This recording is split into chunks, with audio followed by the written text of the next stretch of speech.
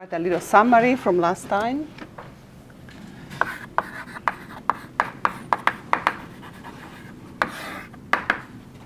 So last time we proved the Strichartz estimate, that we only looked at the two-dimensional case, and we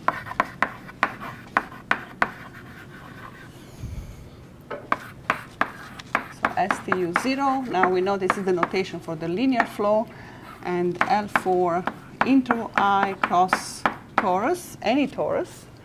This is less or equal. Okay, there is a constant that depends on the interval. I'm not going to be specific about that. But then U0, HS, S strictly greater than 0. And I compare this with the case in R2. And you do not lose, you just have an L2 norm in here. So let me now tell you. Is it known to be short? Okay, so no, in the sense that, so the way we did this estimate was by taking dyadic decomposition on a dyadic block n, and we say less or equal than some n to the epsilon, well, n to the s, if you want to compare with that. This is not sharp, and in fact, there is a log loss instead of n to the epsilon. And in fact, there is a paper that I was going to mention in a little bit, but just show up yesterday in arXiv by Hare and Kwok, in which they redo the Strichartz estimate much more finely. And there's a lot of, in the square torus though, in their case. I'm going to mention in a second, in which they're done much sharper than this. But the point is that if you measure with HS norm, you know, that's the way we measure the order of derivative. But I want to compare this. How do we move from here to the well-posedness? So from Strichartz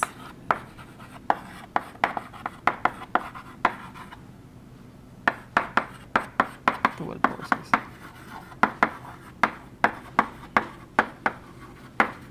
All right, so if you remember, the way we think about well-posedness is by finding, for example, a fixed point, using a fixed point method to prove that U is equal, maybe I here, T minus T prime. I'm going to just stick to the cubic today, just as an example. So here I'm going to do cubic. NLS. So the idea is to define the right-hand side as an operator and then prove that you have a fixed point in a certain Banach space. So if we are in R2, let's just be in R2. So in R2, the equivalent estimate to this, as I just mentioned, so this is in R2, this one was in T2, is the same, except that down here you have in L2. Okay, so there's no loss of derivative. This is in R2. So let's stay here for a second, and let me tell you how we're going to prove that there is a unique solution in a certain space, which I'll define in a second, that satisfies this. So now in R2, let's define the space. Okay? So let's call the space X, interval minus TT, to be, for me now, are the functions F, okay, in L4.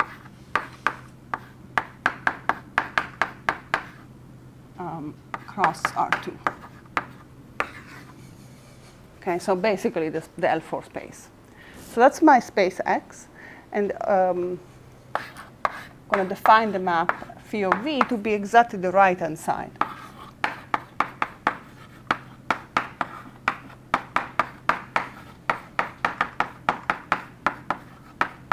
Like I said, I'm just going to do the cubic case here. Okay, so that's a map. And what I want to prove is that there is a ball, let's say center at 0, radius r, inside this space, such that phi sends B into B, this is the ball B, and contraction. Okay, that's the idea. Okay, so this is pretty simple to do now because phi of v of L4 cross R2, well, this is going to be less or equal than, well, the L4 norm of the linear part, we already have the bound in L2, so there's a constant. This is just Strichartz.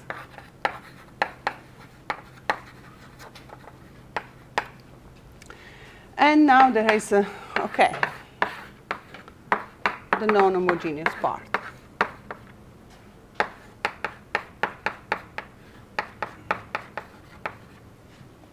All right, so we need to figure out what we can do with this.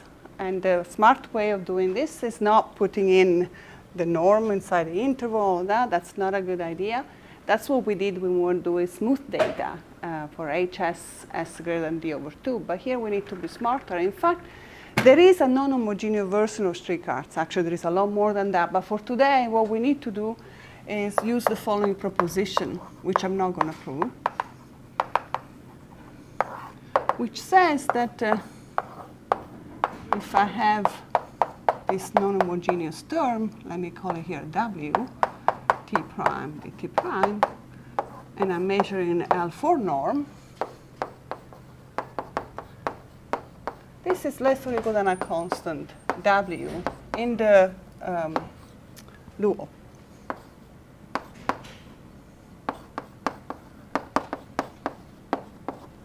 Like that. There is more than this, but for today, this is all we have to use. So there is already a remark, there is no loss of derivatives here in this linear Strichartz estimate. There is no loss of derivative here, just the exact dual. So if we apply that in our context up there, we can continue say less or equal than constant U0 in L2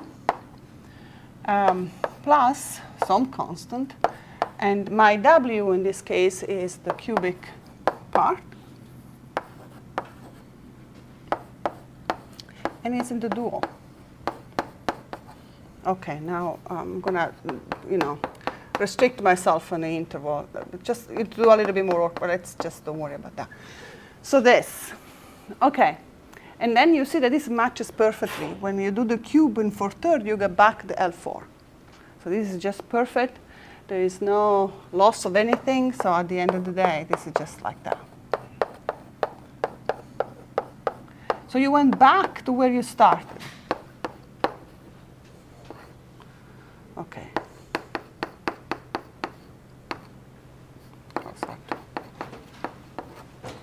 But this is the same space you started with. So in particular, in this case, by the way, there is no way of manufacturing any power of t here. This is a critical case. I'm not going to go into details with that, but no matter how hard you try, you're not going to be able to do something t to the alpha here that will help you in contracting. It's not going to be there. But what you can say is that if U0 is small enough for some epsilon, then you take the ball to be, a multiple of this epsilon, and you assume that your V is in that ball. By using the smallness, you just get what I want, the contraction. So from here, with a little bit of work, but not much, get contraction. All right, so now what happens if we try to do this in the periodic case? Well, there are two things that are problematic. First thing is that, we don't have something like that for the periodic case. We don't have that kind of non-homogeneous estimate. But even if we had it, suppose even if we had it, then when you take a derivative, so you remember, since you lose an epsilon derivative here in the Strichartz, that means that you have to work in the HS space. So at some point, if you try to do all of this, you have to take the derivative S of the nonlinearity here. There's going to be some derivative S nonlinearity here. And so when you do this kind of argument, it's very hard to go back to where you started. You start losing derivatives in here, and it's hard to prove that you have a contraction from B to B. But in any case, we don't have this, so we just have to deal with that. So how do we proceed in the periodic case? So I'm not going to give you a full proof. I'm just going to sketch the proof in that case, but it's way more complicated than that. One last remark I want to make in the case R2, if you are, so in all of this, in this argument, we started with initial data which are in L2. That's a critical space, and like I say, when you are in a critical space, there is no way to manufacture any power of time that you can use in order to contract. But if you take S strictly greater than 0, so you are in HS, S strictly greater than 0, you can actually make a T power appearing here, and instead of using smallness of the initial data to contract, you use smallness of time to contract. So I'm not going to go into that, but that's what happens. Okay, so now what happens in the periodic case? So there is a new space that we introduce, so periodic case. And you will see that it's much harder to do the argument than what I just sketched here. Cubic. This is what I will, and you can modify this in the appropriate way depending where you are. So we first define a space, so definition, which will play the role of the L4 space that I just wrote up there. So the space XSB is made of functions f such that the following happens. So first, let me actually, for simplicity in this context, let me assume that T2 is rational. Because in this case, I'm also periodic in time, as we have discussed, so it's just going to be easier not to have to cut off with the time, whatever. You can do all of this in that context, but this is going to be a little bit easier in terms of notation. So if we are, as we remarked, if we are rational in T2, then we are also periodic in time. So when I take Fourier transform, I have a Fourier series. So in time, I have a sum in tau in Z, sum in k in Z2, I'm in 2 dimension here. Then I take the Fourier transform of both time and space, square it, put the weight, this is the Japanese bracket, that's just the regular weight for the HS norm. But then the way we account for the derivatives with respect to time is that we put, let me just continue here, multiply by tau minus k squared to the 2b. And you want this to be finite. And in fact, the square root of this is going to be the norm in my space. So this was introduced by Bourgain in the context of the dispersive equation. And this will be the space. By the way, this definition is possible to do for any S. That's a Japanese bracket. Okay. Japanese, yeah. So this is definition holds for any S and B in R. But of course, when we're going to do the work, we're going to restrict on that. So the first remark to make is the following proposition. There are 3 things that I want to say, so I'm going to collect them all in the proposition. The first is, how is this related with the L4 norm of our Strichartz estimate, which I reminded for you last time.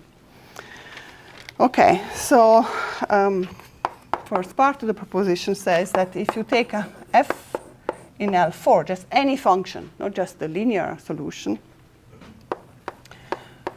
t and x, this is less or equal than some constant f in that space,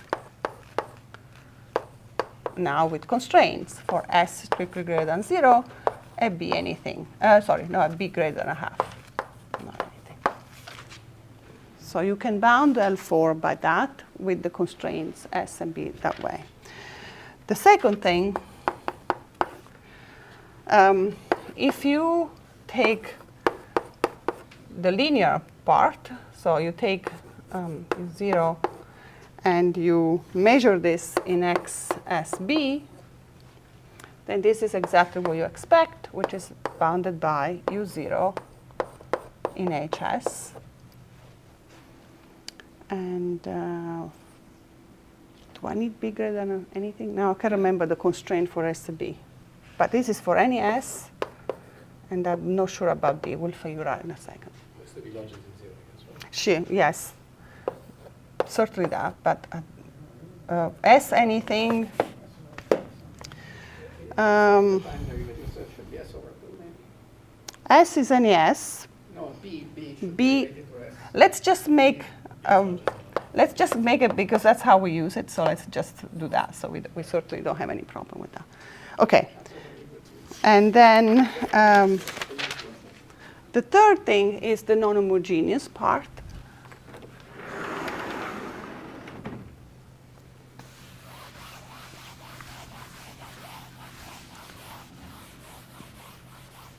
By the way, if I'm not in the rational case, I'm going to have to cut this in a finite interval, but let's don't introduce more than what we can just do simply. So the third part says that if I'm looking now at the non-homogeneous part, D prime in my space XSB, then this is less or equal than constant, okay? W in XSB minus 1. So the fact that you have an integral smooth things out, because then you need less in terms of this special derivative that involves the parabola, if you want. Okay, so now I want to give a little bit of a proof of this, but not much, just some ideas. So this is, if you look at many textbooks, you might not see the proof of that, because in fact it's not that complicated, but I thought it was fun to look at it. And the way we prove this, of course we are using Strichartz, but f is just any function, it's not any linear thing. So how do we go from any function to something that looks like linear and then apply the Strichartz? So the way to go about it is this. It's basically a change of variable. So we start with ftx. And of course, this can be written in terms of Fourier coefficient. Tau k e to the I t tau xk. OK. So then I'm going to, so the tau and k, well, it's the usual Cartesian thing, like that. But you can also change variable and instead use this kind of coordinate system, where this is tau equals k squared plus an m, where m is in z. So we're foliating with the parabolas. OK. Using that change of variable,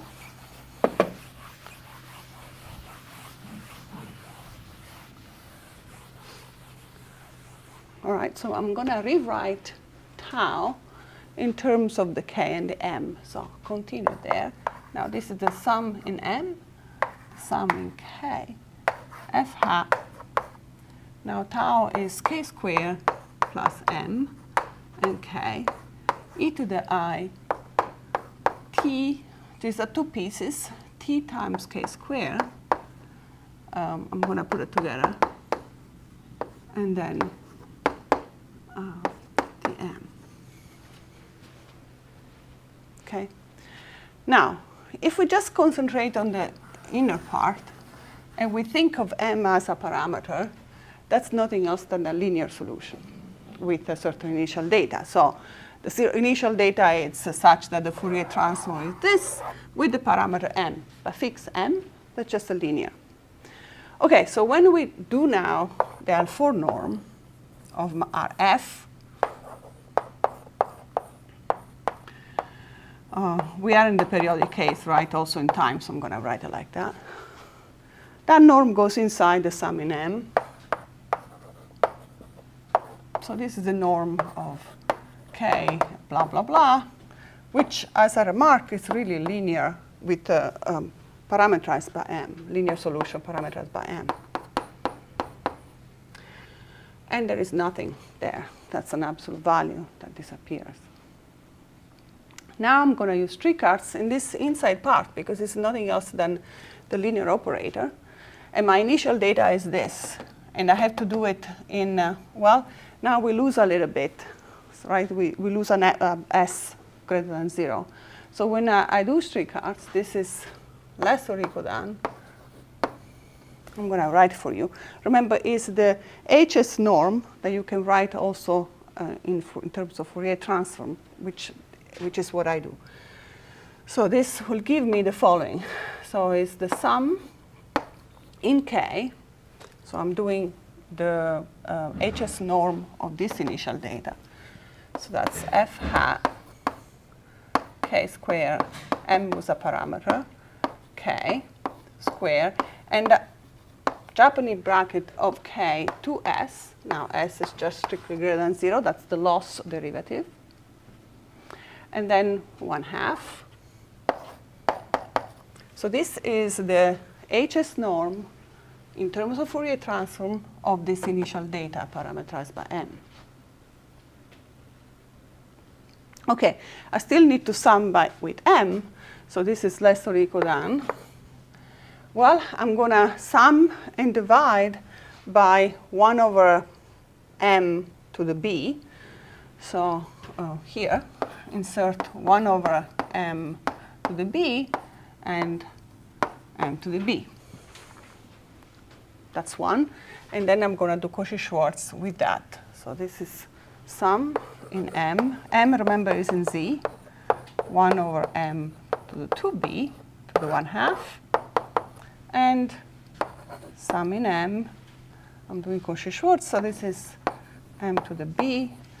This square root disappears. K square plus m k square k to the 2s. Everything 1/2. Missing the sum in k as well. Now, when is this finite? Well, that's where the b greater than 1/2 comes. Has to be greater than 1. So b has to be greater than 1/2. That's where the constraints. And here, if you undo the change of variable, is exactly the excess b norm.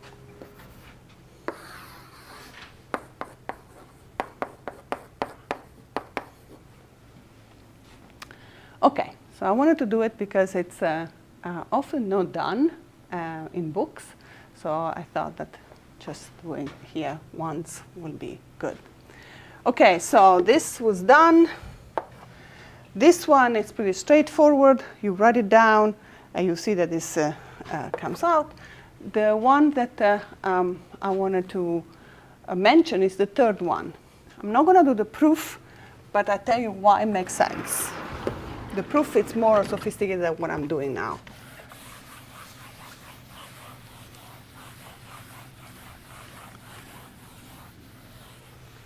So 3.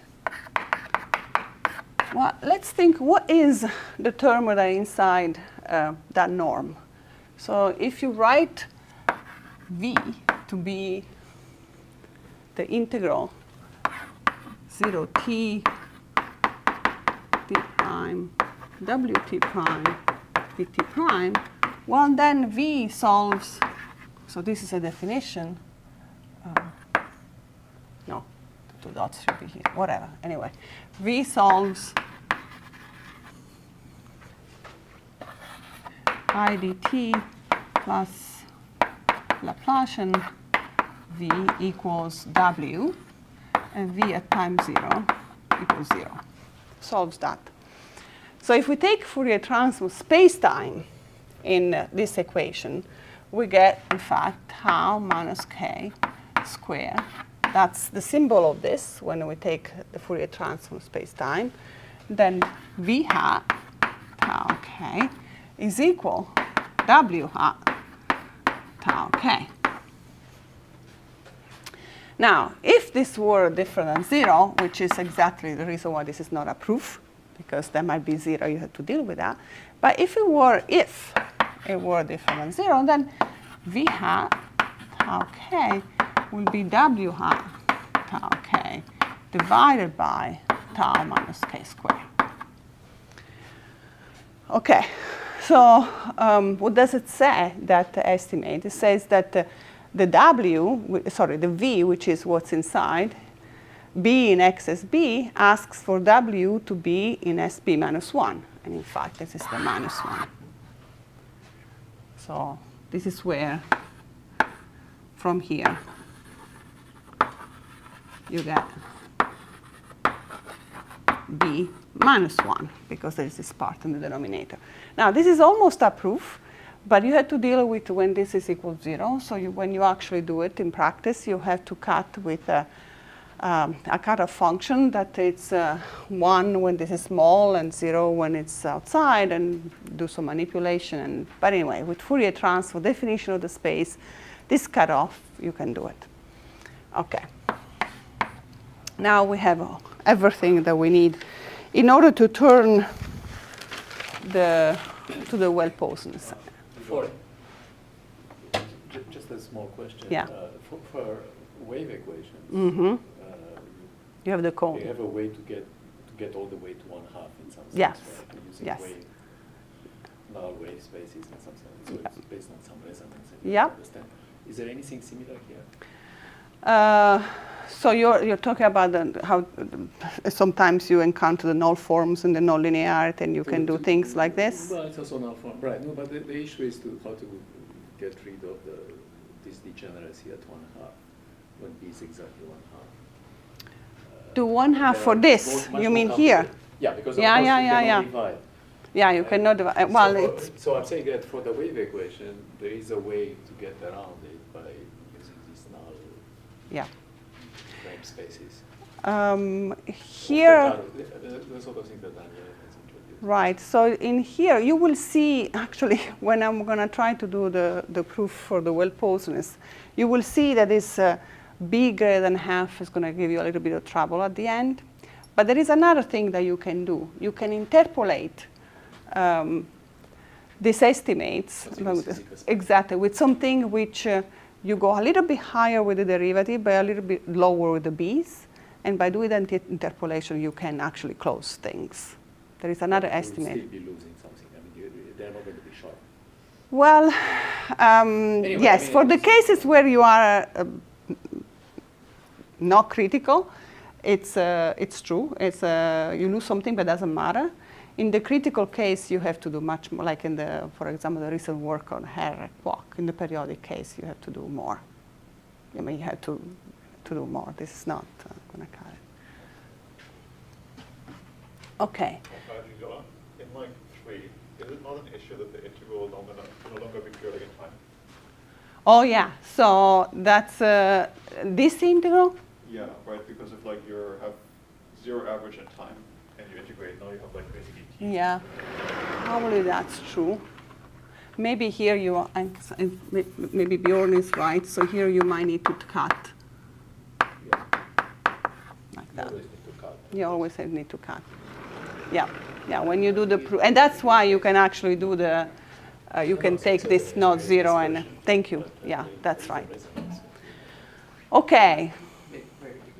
So let me just give you an idea of the proof of the well-posedness using all of this. But my proof is not a proof. It's just an idea. You have to do a lot more details if you want to make this work. So I'm just going to. Yes, yes. Okay. Let me actually. To address that question about the cutoff time, let me just do the following definition.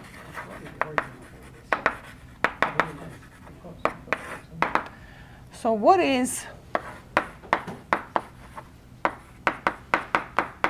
do we mean with this? Okay, so when we cut, because my definition for the space was for all R, but in this kind of situation, we always have to cut in time. So how do we interpret this? So a function is here.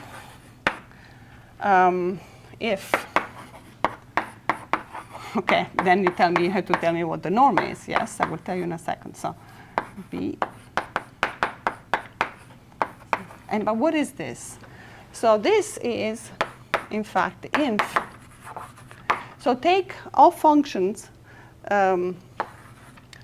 let me write like this, f tilde x as b, such that f tilde is equal f on minus tt.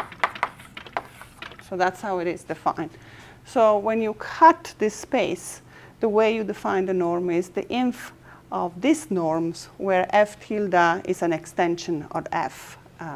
So f tilde, it's all over R, and it coincides with f in that interval. That's how you define the function. OK. Now let me give you an idea of the proof and tell you how you are not, although you lose an epsilon derivative in the Strichartz, you're still able to close in the space x as b when you try to prove a contraction. So the theorem, first let me state the theorem. I'm going to state it for any torus and everything, but maybe for the proof it's going to be easy to do it with the periodic. OK. So, so the cubic NLS in T2 is locally well-posed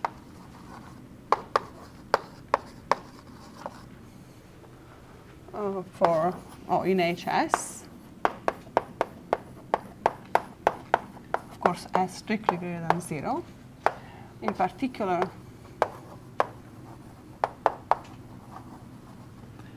the solution, okay, given U0 in HS, there exists a time, and this will be of the order -2, such that the solution U belongs in X S B minus TT with this T, S greater than 0, of course. Oh, I already said B greater than half, for some B greater than half.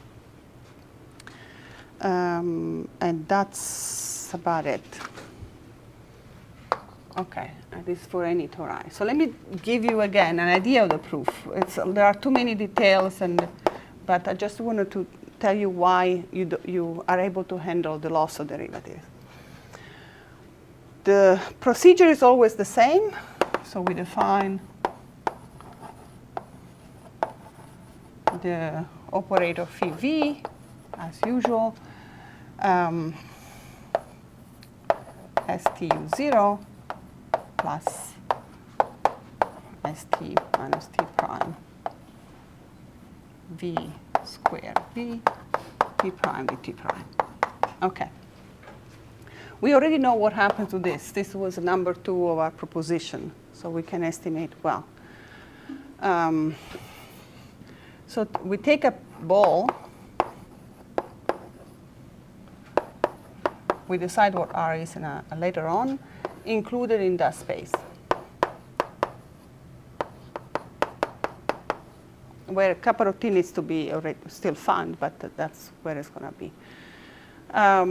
OK, this is easy to estimate because, so when we do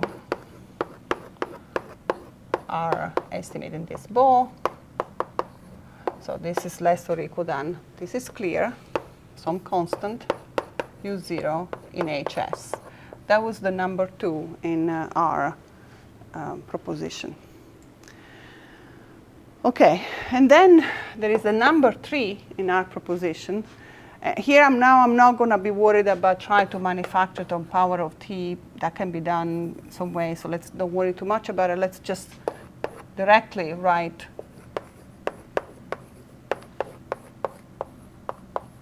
-1. That's part 3 of our proposition.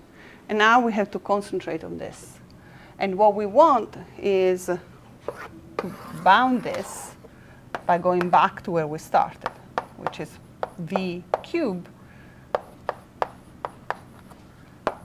And that's what we want.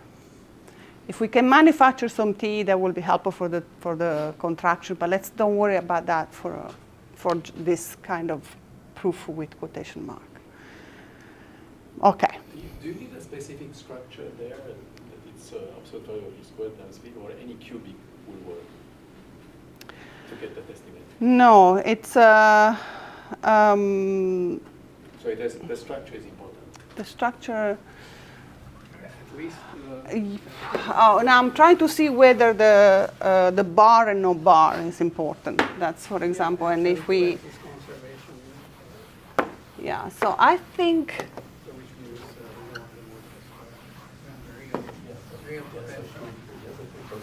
for the proof, I do not see that. In fact, we are for this particular proof, there is no. For example, that will matter if you want to look at the set of resonances. That will definitely be important to understand what this nonlinearity is, and we're going to do that next time. As for now, do you have some? No, I don't. For this proof, it doesn't. Because at some point you have a purely physical space norm in the middle. Exactly, which I'm going to go. So no, I don't see. But later on, when we do more sophisticated things, then So the structure. A real trilinear estimate. Yes, it's a trilinear, exactly. Okay, so what we're going to do is so you would like to, so let's think that what we know are Strichartz estimate in L4. And if you look at this, it's just a product of three functions. So we can go back to the L4 if we estimate this by duality. Okay, so we introduce a fourth function, and then we're going to do the L4. So we estimate that by duality. So by duality, what we're going to estimate is the following. So let me, I'm wondering if I wanted to do one more step. Or let me actually write everything, and then I'll try to convince that's really what I'm estimating. So this is what I wanted to estimate. Tau and k. So I'm writing down what this space is. Remember, this is a space defined with Fourier transform in both time and space. And I'm also remembering that when I take a Fourier transform of a product, I have a convolution. So that's why you will start seeing this. So this is the sum. So this was the tau and k. It's just the sum you get because the definition of the norm. Now I get the convolution. And I have k1 minus k2 plus k3. The minus is because I have a bar. This is v, v bar, v. So whenever I have a bar, you start seeing minus sign here.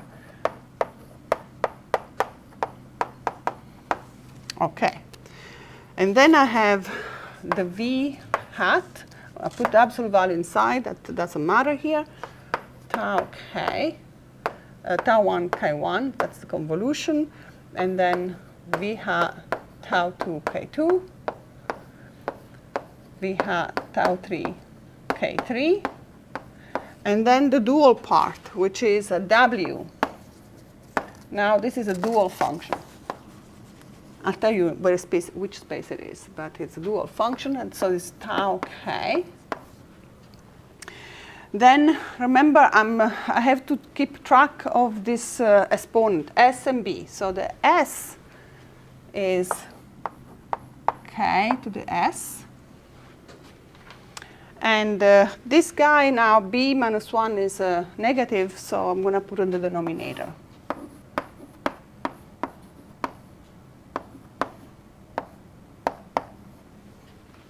Like that. So I wanted to estimate this. And what do I know for w? So this is my dual function. And when I express the x as b, the dual function for me is in L2.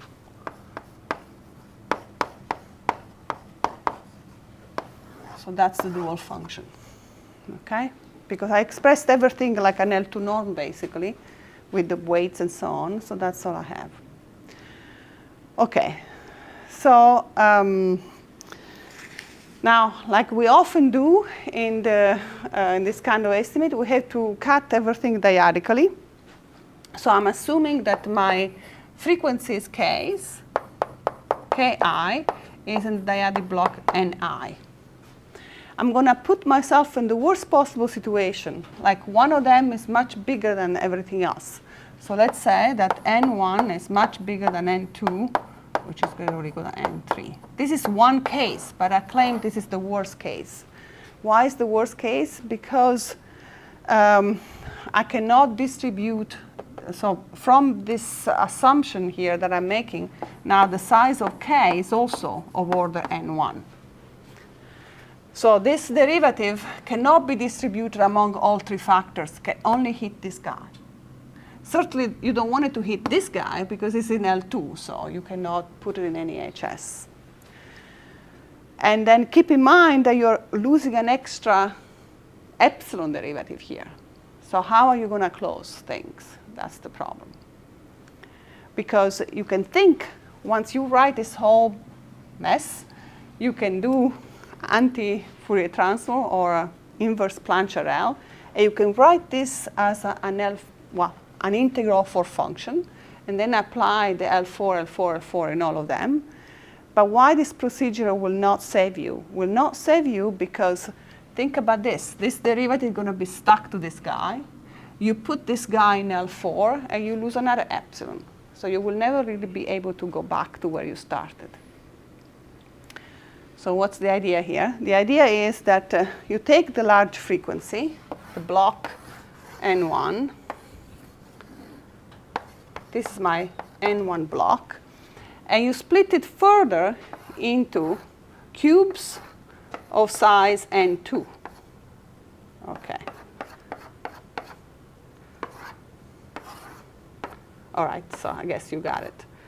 So now, when you split further, each one of these guys is going to be a Q. And the size of Q, N2. OK. So after we did all of this, you have to, by doing this dyadic decomposition, you have to sum over all the ni's. You sum over the cubes q. And what you see now is the following. This guy is going to be order n1 to the s, because that's where my frequency k and frequency k1 are. Then, OK, k equals k1 minus k2 plus k3. And I'm not going to repeat. Now, this has been cut on Q. So I'm going to put the projection on Q. This was the big frequency.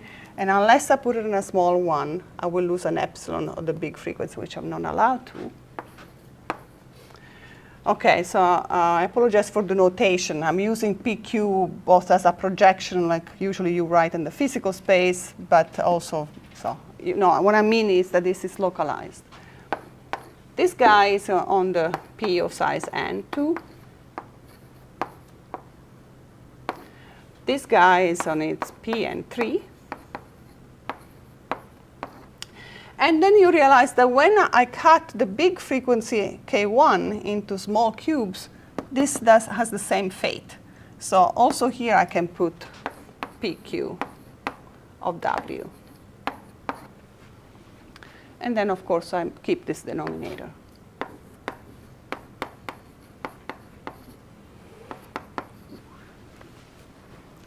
OK, now we are almost, I cannot erase that. I'm going to erase here.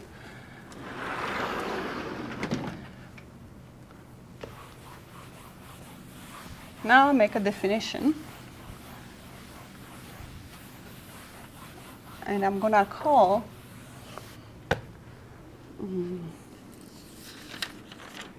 so let's call H1, sorry, H, to be the inverse Fourier transform, both time and space, of PQ of V1, of VT1, K1. Okay. And then K is going to be inverse Fourier transform. So these are the two big frequency.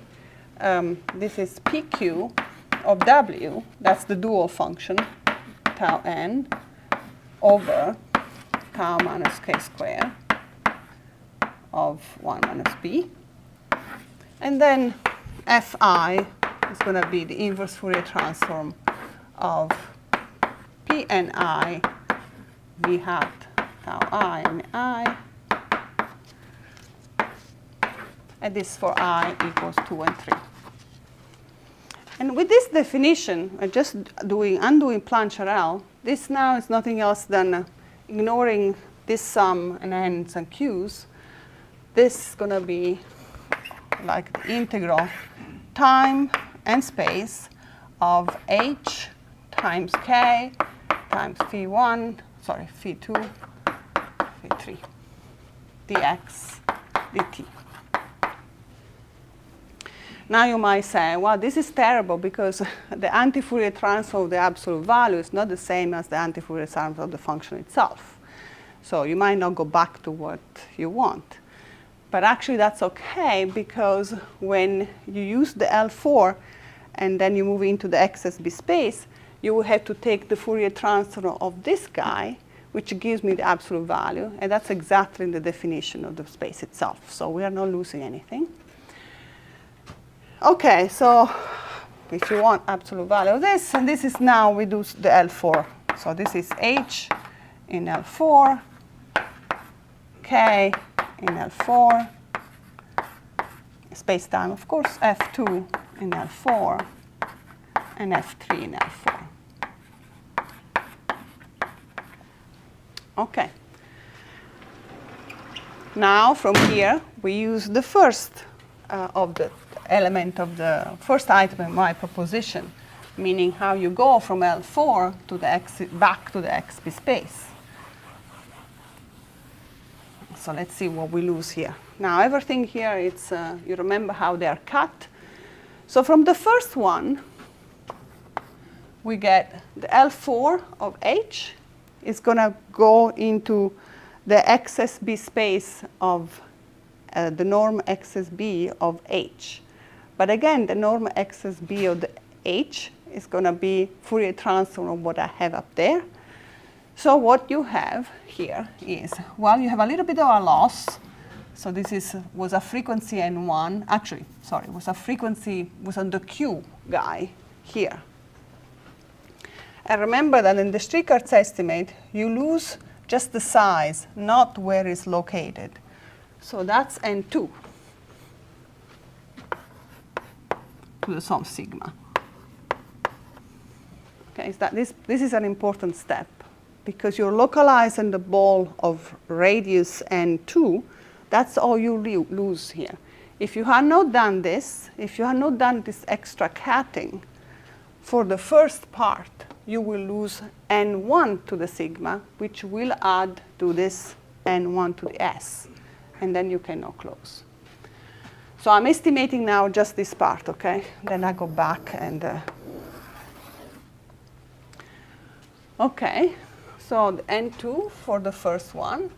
The K, let me first writing what I have. So this is PQ of V, if you want, in X0. I already accounted for the sigma, and then B.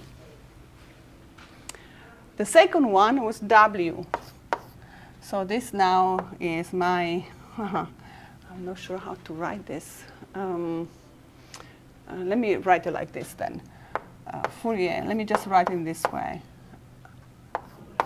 PQW over tau minus K,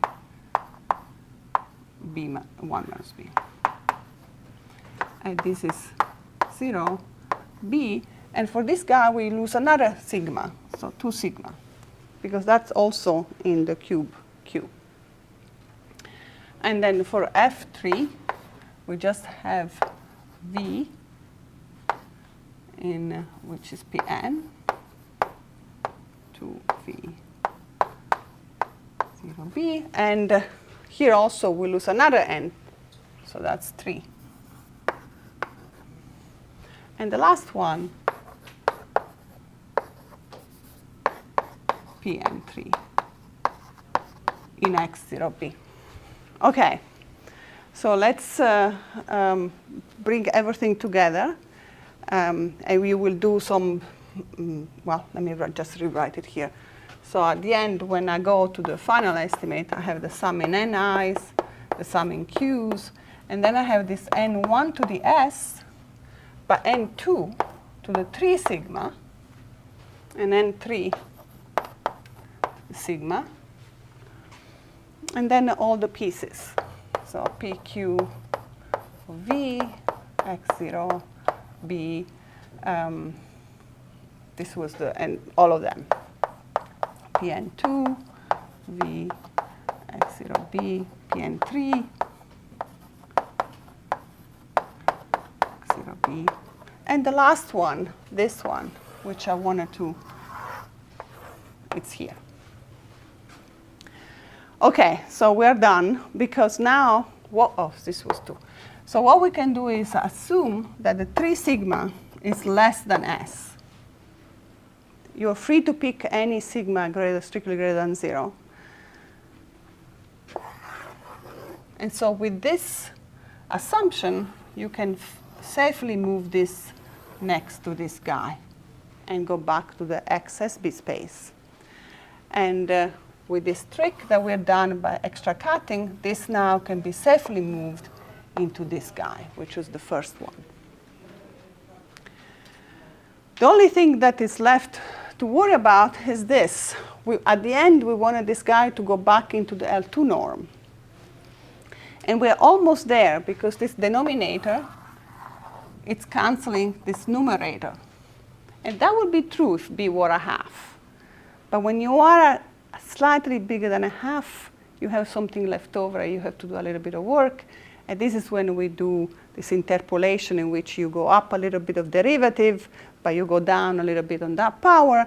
That little up in derivative, since this is, like I said, localized in Q, it just will add up a little bit here, which is not a big deal. But I wanted to not to go into those details, because it will be much more complicated. So that confuses very little of the parabola. That has been already used in the Strichartz. That's where the only place where That's where it's used. It's by this L4 and the space X. I mean, there is an interaction between.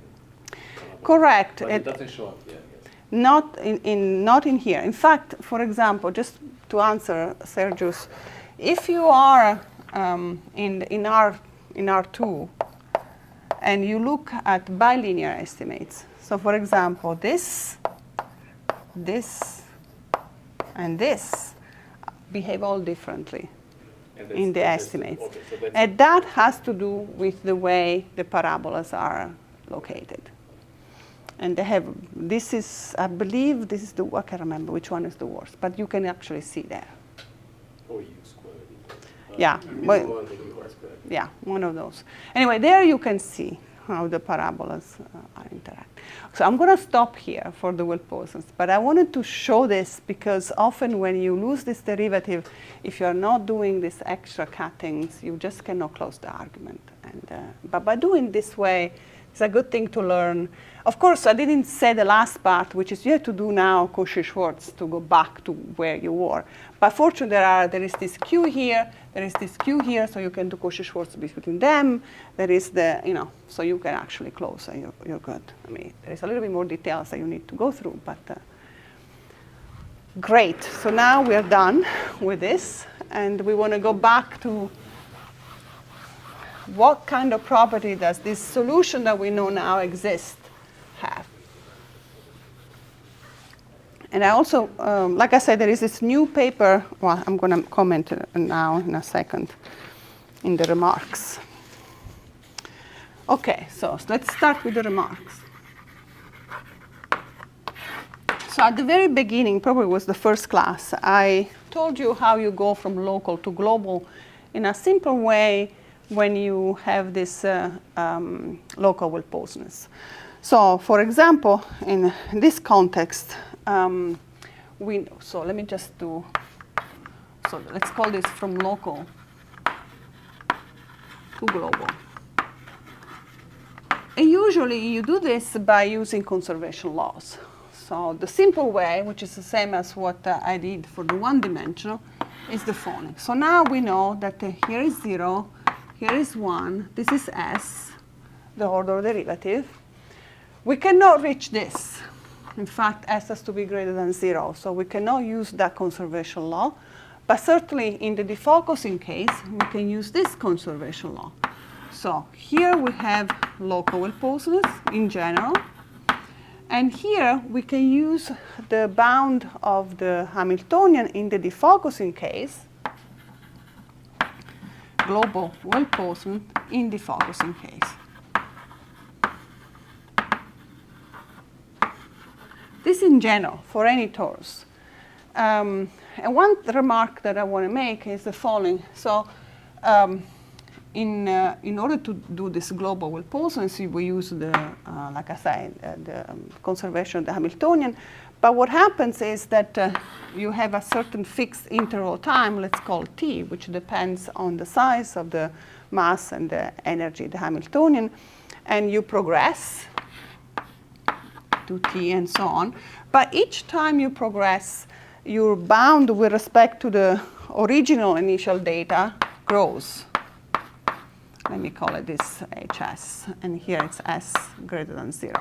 So when we wanted to understand what happens at later time in terms of the size of the solution, in terms of the initial data, you see that you have an exponential growth. Because each time, let's say you double what you started with. So from this simple iteration argument, what you can say is that for s greater than 1, the hs norm is less or equal than a constant, which depends on initial data, and then exponential, let's call it 1, another C1 and C2. You can be, you can calculate it approximately what it is in this argument. So exponential growth. No growth, exponential bound. And this all we can say by using this iteration argument. Because each time we repeat the argument, we double, more or less, or whatever, we multiply by constant the size. We're going to go back to this, because this is going to be relevant for a wave turbulence type of observation, but I want to mention that. By the way, there are, in this context, there are some exciting new results. It should be much lower than this. Much lower, exactly. We're going to get to that. Yep.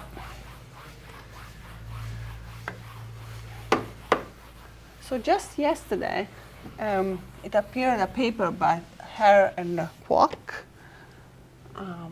So to this context. And there was a previous paper a few years ago, but this is the final one. And so what they proved is for the torus rational, you have the following. You have, for defocusing, you have global well-posedness for s strictly greater than 0. So like I said, there is no even we don't know even local well-posedness s equals 0. So they are definitely not using the conservation of the mass, because you cannot even get there. But by using much more sophisticated Strichartz type of estimate and so on, in the rational case, now I didn't read, since it just appeared, I'm not sure if there is bounds for the HS norm in that case, between 0 and 1. So I cannot comment on that because I didn't read it. But for focusing, also global well-posedness for s greater than 0. But what you have to assume is that the mass of the initial data is less than the mass of the ground state Q. That's a typical result there. Okay, so that I want to report on that. What else? That's about it for now. Well, last thing, but this is now sort of not really so important, but you can use some kind of I method to prove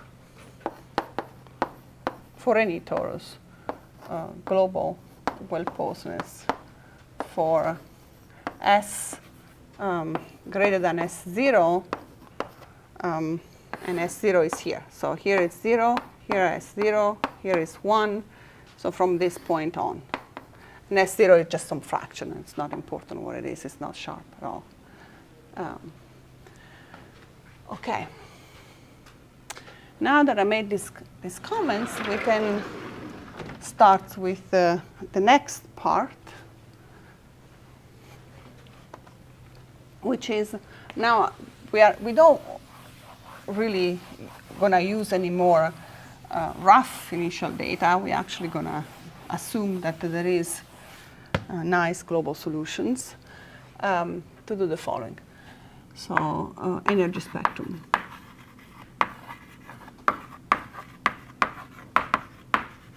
Analysis. So first of all, I have to tell you what I mean with this. So assume, well, let me write as a definition.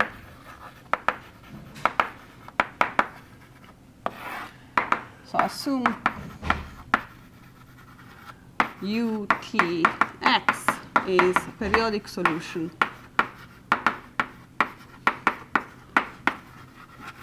in X for some evolution PDE.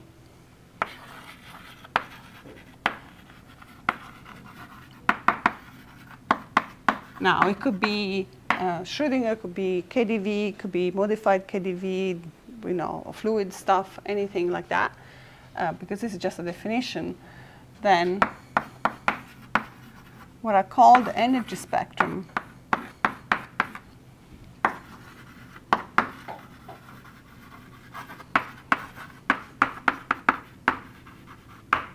is the following set at T.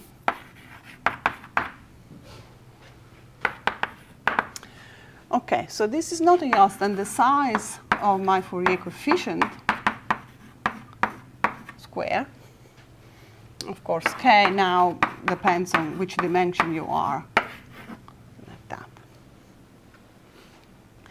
And what we want to know is how this behaves. That's basically this. So this is connected with the Kolmogorov spectrum, the famous 5/3 decay things. I'm not going to go into that kind of connection. I'm just going to tell you what are some tools that we have to analyze this. In particular, I will present two methods. One, which was for the Schrödinger, for the dispersive equation, was treated after knowing that there are global solutions by Bourgain. So let me actually ask the following question. So suppose that at time 0, my energy spectrum looks like this. Okay, I'm going to do the continuum version, but you should think of it to be, so this is K to be discrete. So this is localized near the origin, and it's my sigma at 0. In other words, this is the graph of U0K square. That's my initial data. And the question is whether at T, when you evolve and you look at T much bigger than 1, so very far away in time, the question is whether the spectrum starts flowing through higher frequency. So it's forward cascade. So in other words, you start seeing things more like that than localized near 0. This is again K. Now, this is the graph, if you want, TK square, so later on in time. Now, whether this happens, how it happens, we have examples of it and all of that. It's not clear. So I will tell you what we know so far. First remark to make is the following. So there are a bunch of remarks related to this question. First thing you observe is that actually, if there is such a movement, by the way, this is called forward cascade, or energy, forward.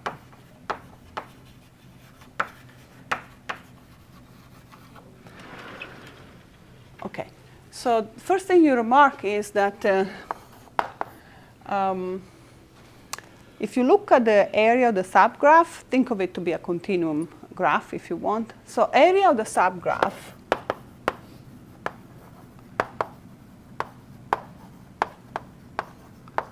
is nothing else than the mass, right? That's because you integrate or you sum, whatever this guys. So this has to stay constant.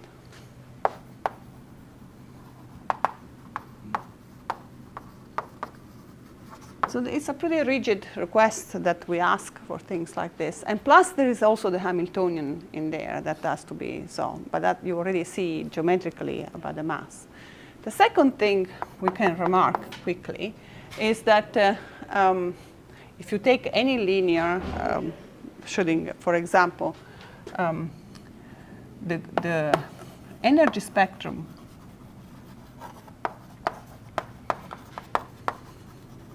of linear, let's take an NLS, linear Schrödinger, does not change.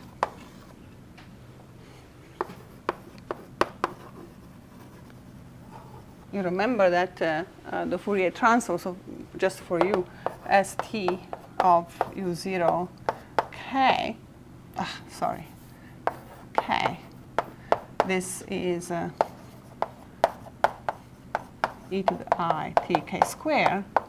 And so when you take the absolute value of this and you square it, this part becomes 1. So this is just the same. So sigma t is equal to sigma 0. It's no difference. So then what Bourgain studied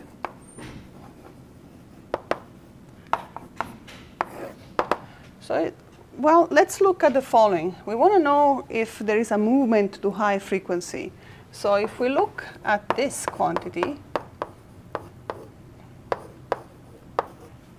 right, then you emphasize if there is a motion to high frequency, you emphasize it by taking this multiplier.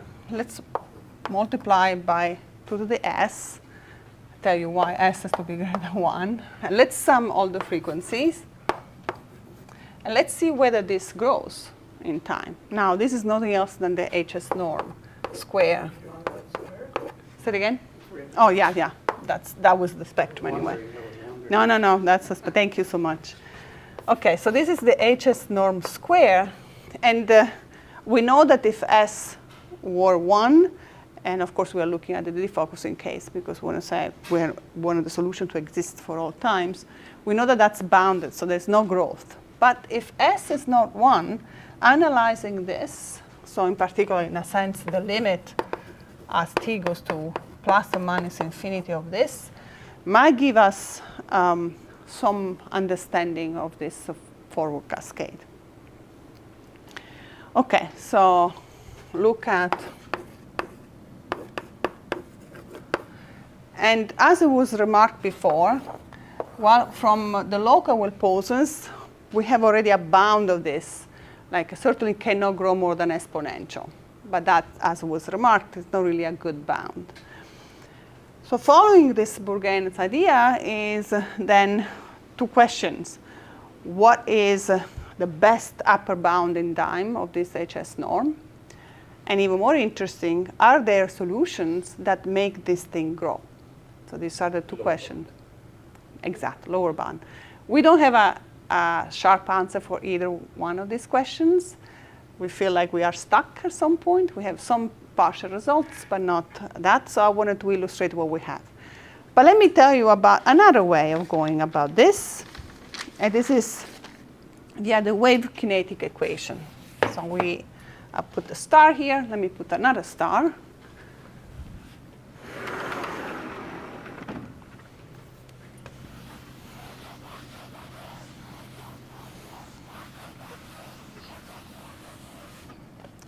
So the second thing that we can try, or people have tried, is about wave kinetic equation. And what is this? OK, so first thing, well, there is a probability. It's a more probabilistic approach. This one is completely deterministic. That one has a probability. So first you take, you can start with any kind of dispersive equation that tells you how wave packets interact. let's start with NLS. We can start with KdV as well, or whatever, some version of KdV. So let's start with this. But we have a weak nonlinearity, so we're going to have a parameter lambda, and this lambda is going to go to 0. This is the weak nonlinear NLS. And this is going to be in a box, torus, of just the same period. You can change that, but let's just keep things simple. There is a certain period L. There is a probability in the background, and that probability is the phase, the amplitude phase, how do they call it? I wrote it here. A random phase amplitude setting. So random phase amplitude fields you use. Okay, so meaning this is a function that goes into complex, and then you take you write in the polar coordinates if you want. There is an amplitude, there is a phase. You assume that those are random, independent, and so on. And what you wanted to understand is the following. So you wanted to find an equation. So by find an equation for, well, this is not really written very well, but just to give you an idea, for this, okay, let's go here. Well, find an equation for actually the limit of this. It's hard to write it, but let me just try to. The limit of this, as lambda goes to 0, as L goes to infinity, and lambda goes to 0, in that order. And with the probability that I have there. There is this probability behind it. The expectation is with respect to that. But it's a specified probability. Yeah. You start with something specified. Gibbs measure. That was already done by Lucarinen and Spahn, but that doesn't change in time, so that makes things a lot easier to deal with. And this, let me give it a name. Let me call it this mu tau k. Well, I said L and lambda will be related at some point. okay, there is a controversy on that. So if you look at the, not controversy, but in the book of Nazarenko, this, so physicists have done this in many different ways, assuming, I was going to try, maybe the last lecture, I will try to give an idea how they do it, the physicists. But basically what they do is they develop this quantity in terms of an expansion, in terms of powers of lambdas. You ignore everything that it's a power of lambda greater than 2. So anything that has a power greater than 2, you ignore it. And there is a reason for that, because the time frame in which you want to do this, which is the kinetic time, is lambda to the minus 2. So in principle, the problem is that you ignore an infinite number of pieces. And it's true that lambda go to 0, but then that's the hard part in the work of Deng and Hani. That's the hard part of controlling all of this stuff. I will try to give an idea at the end. But if you do that, you ignore everything which has power of lambda to the 3 and above, then it really pops very quickly the equation that this mu tau k is supposed to satisfy. And I can write for you the equation. The equation is this. So you do this stuff. Very hard to do it non-formally. Let's put it that way. I already mentioned. So what is tau? Right. What's tau?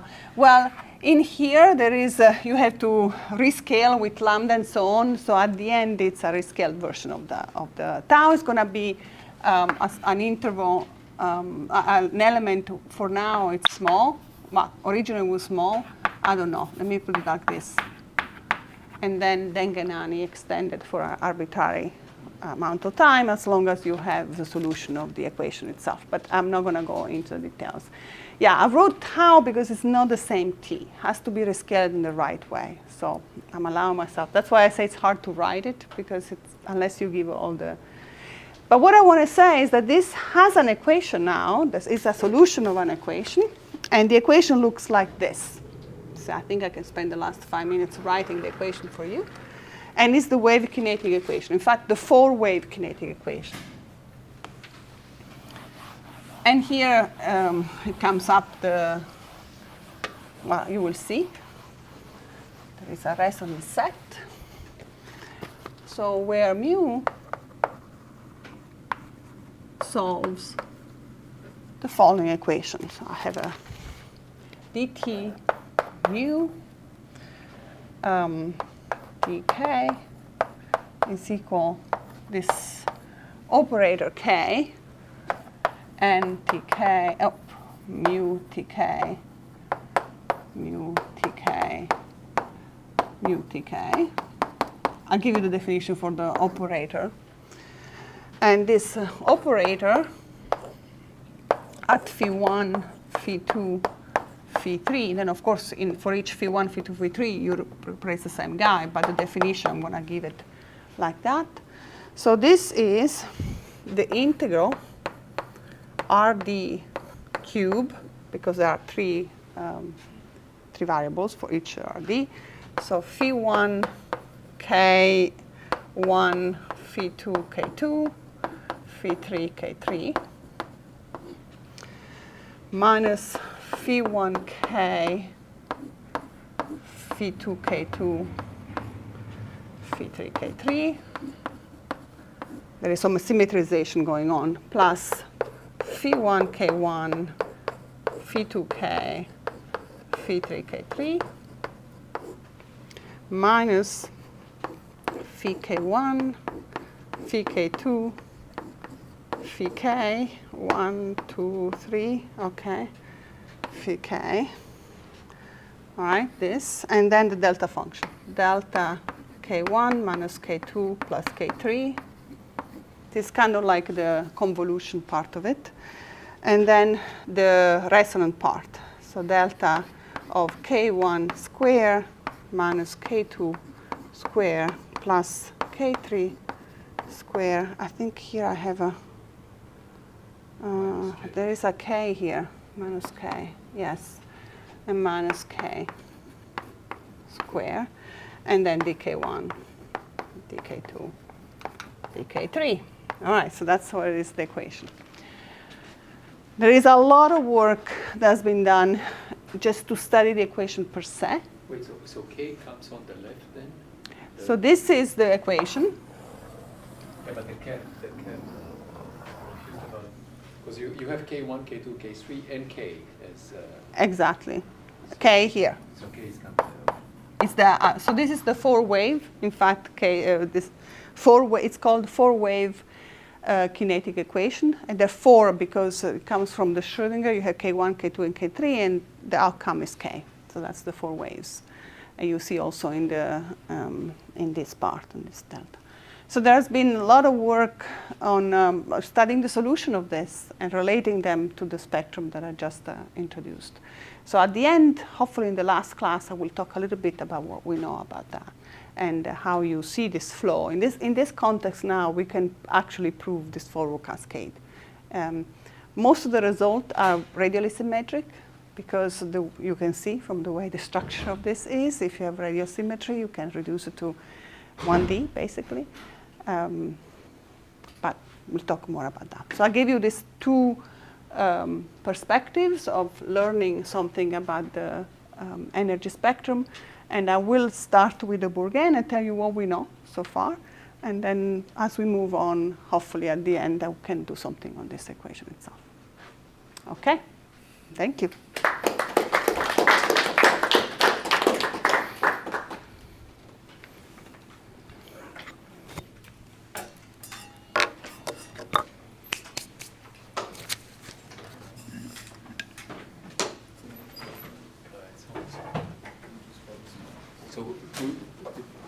So I presume that the equation was proposed by physicists, right? Who? Already Hasselmann, who is this the climate scientist, the Nobel Prize, he already was using this, or part of it. It's not hard to derive once you use the There's a lot of use of the independence of things. And when you, basically what you do is an iteration process. So you Right. start from the Duhamel set, and you keep, I'm going to give this, at least this hand-waving part, not hand-waving. The physicist derivation, I'm trying to give it to you guys by the end. Okay. And you can see it's not hard. The question is, how do you deal with the stuff that you know? There are factorially many, and you have to, that's what So needs to be that's it. done.